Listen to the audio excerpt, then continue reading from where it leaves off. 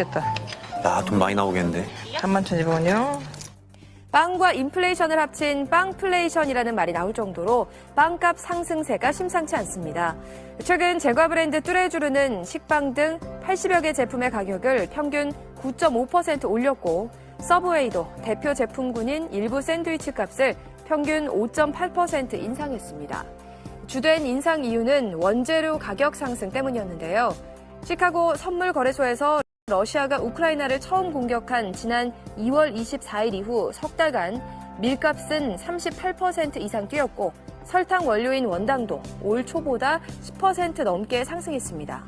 3분기에는 주요 곡물 수입 단가가 더 오를 것으로 예상되는 데다 선물 가격이 시장에 반영될 때까지 6개월 정도가 걸린다는 점으로 볼 때 하반기부터 빵값 인상이 본격화될 것으로 보입니다.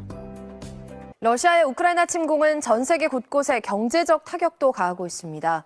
기름값과 곡물값이 올라 못 살겠다는 시위가 전 세계 주요 도시에서 잇따르고 있습니다. 신정현 기자입니다.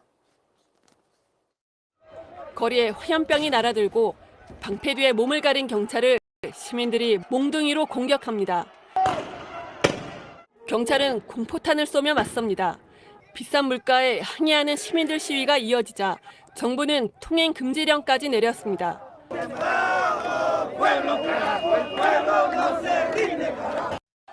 시민들이 오토바이를 들어 경찰에게 던집니다. 머리 위에 이고 달리던 가스통도 던집니다. 폭등한 연료값에 오토바이도 가스통도 고철 덩어리가 됐다는 항의 집회입니다. 코로나로 인한 글로벌 공급망 붕괴가 가속시킨 지구촌 물가에 러시아의 우크라이나 침공이 결정타가 됐습니다. 에너지 부국인 러시아와 밀과 옥수수 등 세계적 곡창지대인 우크라이나의 전쟁으로 공급이 막히면서 올 들어 국제유가는 28%가 올랐고 밀 선물 가격도 37%가 뛰었습니다. 우크라이나산 곡물 의존도가 80%가 넘는 이집트와 레바논에서는 빵값이 2배 가까이 오르며 정치적 긴장감까지 높아지고 있습니다. 지난 2011년 중동과 북아프리카 국가에서의 정권 교체도 식량 가격 폭등이 원인이 된 아랍의 봄 시위로 촉발됐습니다.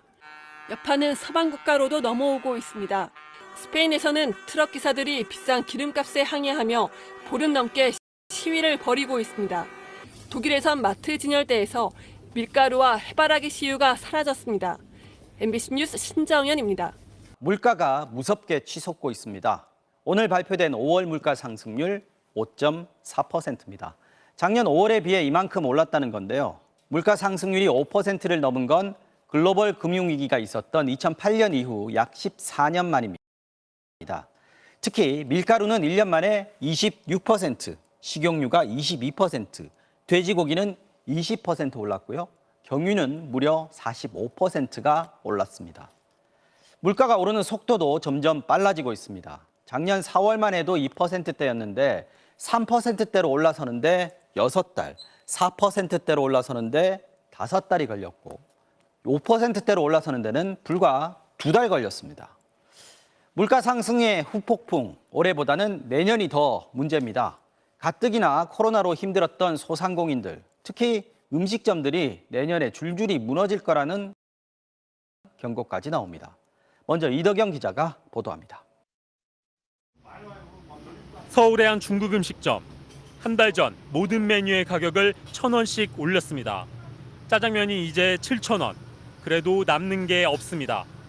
나흘에 한 톡씩 쓰는 18리터짜리 식용유, 이틀에 한 포대 쓰는 20kg 밀가루, 둘 다 1년 전보다 2배 넘게 올랐습니다.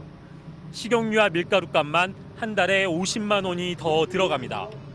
코로나로 이미 1억 원 빚을 졌는데 장사 좀 되려나 했더니 물가가 덮쳤습니다. 마지못해 그냥 하는 거죠 뭐. 이제 중국집은 지금 식자재 값이 이렇게 안 떨어지면 희망이 없어요. 아이, 가게를 이거 접어야 되나 뭐 많이 생각 중이에요. 더 큰 문제는 내년입니다. 러시아와 우크라이나가 전 세계 밀 수출에서 차지하는 비중은 28%, 해바라기 씨유는 60%가 넘습니다. 전쟁 때문에 수확도 쉽지 않지만 수확하더라도 항만과 저장 시설이 파괴돼 수출도 쉽지 않습니다. 기후위기도 문제입니다. 미국은 가뭄, 호주는 홍수가 덮쳐 올해 밀 생산량이 10% 넘게 줄어들 전망입니다. 큰 손들은 비싼 값에라도 물량을 확보할 수 있지만 작은 식당들은 그것조차 쉽지 않습니다. 밀가루 같은 거 10포 사기가 힘들어요. 안 줘요. 식용유도 많이 사야 2통이야. 2통 더 안 줘. 없다고. 밀가루와 식용유가 폭등으로 내년에 식당들이 줄줄이 무너질 수도 있다는 얘기입니다. 규모가 작을 때는 가격 전가력이 낮아질 수밖에 없죠. 그런 경우에는 원가율 상승을 그만큼 제품 가격에 반영하지 못하면서 결국 수익이 하락할 수밖에 없는.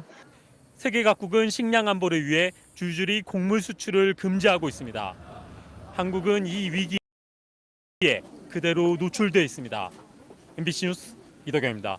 자, 5월 소비자 물가 상승률이 5%를 돌파했죠. 하반기에는 더 높아질 거라는 한국은행의 전망이 나왔습니다. 특히 지금 물가 상승을 주도하고 있는 게 가공식품과 외식 물가라서 저소득층의 부담이 더 가중될 것으로 보이는데요. 이덕영 기자가 취재했습니다.